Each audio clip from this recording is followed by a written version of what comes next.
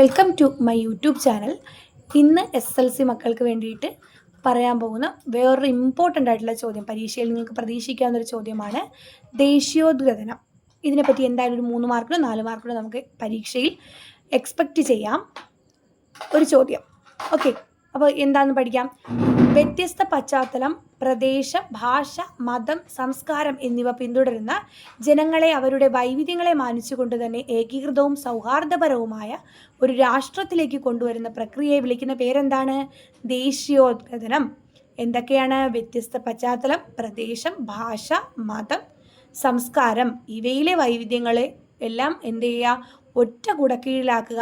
ഇന്ത്യയിൽ മാത്രമല്ലേ നമുക്കിത് കാണാൻ പറ്റത്തുള്ളൂ. വൈവിധ്യങ്ങളെ മാനിക്കുന്നതോടൊപ്പം പൗരർക്കിടയിലുള്ള സ്വത്വബോധത്തിനും ഐക്യദാർഢ്യത്തിനും പൊതുസ്വത്തിനും അത് ഊന്നൽ നൽകുകയാണ് ചെയ്യുന്നത്.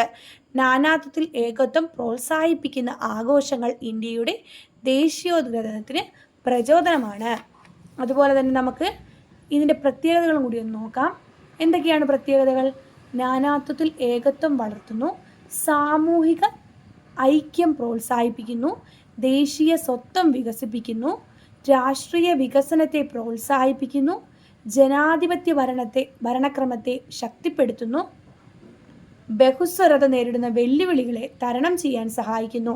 അപ്പോൾ നമ്മളെല്ലാവരും ഒറ്റ കുടക്കീഴിൽ എന്ന പോലെ ദേശീയോദ്ഗ്രഥനം എന്ന ആശയം മനസ്സിലാക്കുന്നതിലൂടെ നമുക്ക് എന്താണ്?